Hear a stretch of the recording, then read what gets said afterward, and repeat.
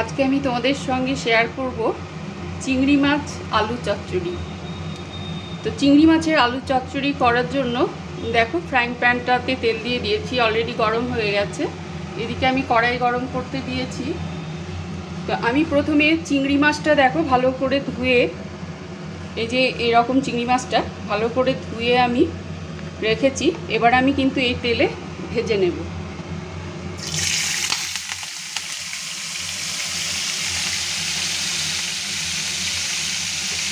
দেখো এটার মধ্যে একটু আমি নুন হলুদ দিয়ে দিই যাতে আর কি মাছ সিদ্ধ হয় আর কি।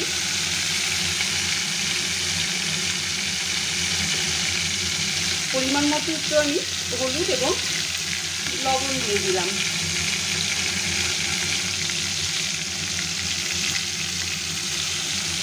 লবণ হলুদ দিয়ে আমি একটু হালকা করে ভেজে নেব, যেহেতু এটা বাটি চচ্চড়ি করবো, চিংড়ি মাছের আলু চচ্চড়িটা আর কি, সেহেতু খুব লাল করে বা কড়া করে ভাজার দরকার নেই, একটু হালকা করে ভাজলেই হবে।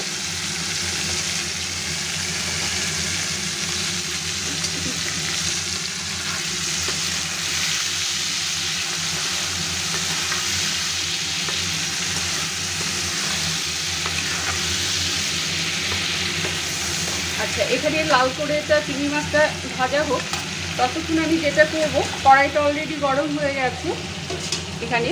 এবং এই যে আমি আলুটা দেখো এখানে ভালো করে আমি আলুটা কেটে ধুয়ে এবং কিছু কুচো পেঁয়াজ দিয়ে নিয়েছি, যেটা আমি কড়াইয়ের মধ্যে দিয়ে দেবো। এটা শুকনো কড়াই আছে, কড়াইয়ের মধ্যে দিয়ে দেবো।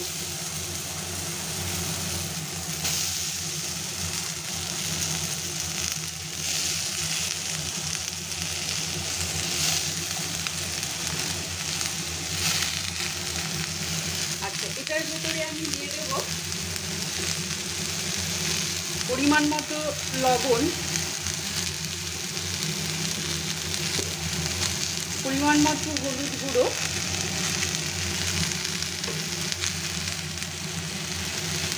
এখানে চিংড়ি মাছটা ভাজা হচ্ছে, আমি এটা বসিয়ে দিলাম।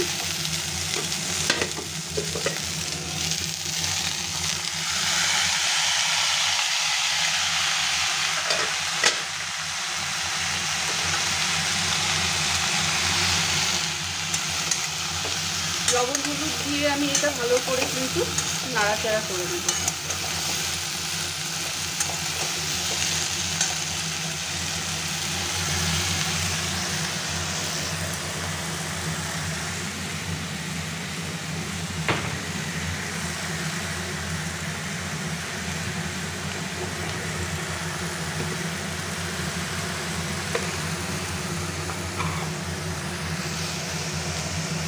আর যেটা করব সেটা হচ্ছে এতে একটু অল্প পরিমাণে লঙ্কা গুঁড়ো দিয়ে দেব, অল্প করে লঙ্কা গুঁড়োটা দেব। আর এই সঙ্গে দেব দেখো এখানে কিন্তু আমার কিছু বাটা মশলা আছে, পুরোটার দরকার নেই, অনেকটা পরিমাণে আছে। এখানে আছে আমার পেঁয়াজ, এক টুকরো আদা, 5-6 কোয়া রসুন এবং গোটা জিরে, এবং তার সঙ্গে 2টো কাঁচা লঙ্কা, যেটা লাল রঙের মানে কাঁচা পাকা লঙ্কা যেটা বলে আর কি, সেটা কিন্তু আমার মিক্সার গ্রাইন্ডারে গ্রাইন্ড করা আছে। তো এখানে পুরোটার দরকার নেই, আমি দেখো কিছুটা পরিমাণে দেব মশলাটা।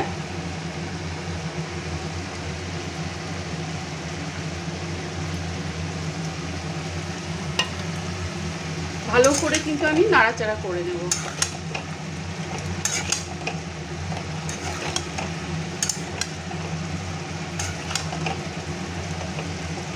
আচ্ছা, আমি এতে দিলাম, তোমরা দেখলে, লঙ্কা গুঁড়ো, হলুদ গুঁড়ো এবং লবণ এবং বাটা মশলা, যেটা লঙ্কা গুঁড়ো দিয়েছি সাথে।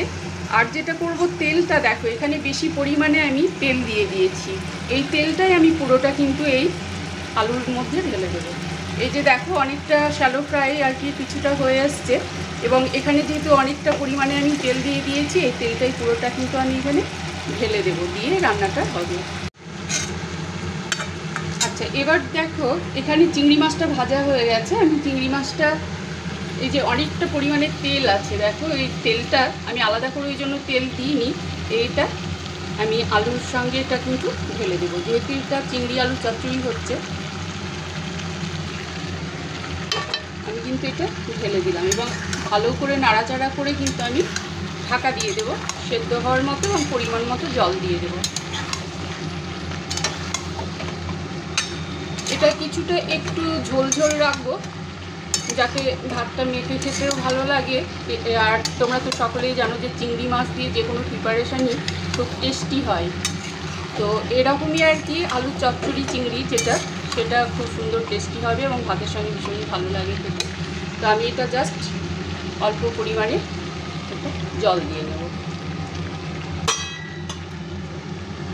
এটা সেদ্ধ হতে দিতে হবে।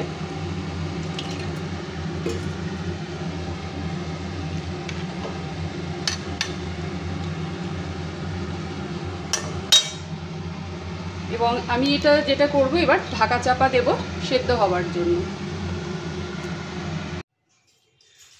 আমার চিংড়ি আলু চচ্চড়িটা কমপ্লিট হয়ে গেছে। এবার আমি এটা সার্ভিং বলে পরিবেশন করব। আমি এটা সার্ভিং বলে উঠিয়ে নিয়েছি, দেখো কি সুন্দর হয়েছে। এভাবে তোমরা ট্রাই করে দেখবে, অবশ্যই ভালো হবে খেতে। দেখো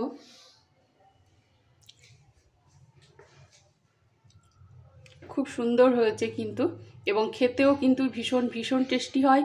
তোমরা অবশ্যই কিন্তু এটা ট্রাই করবে।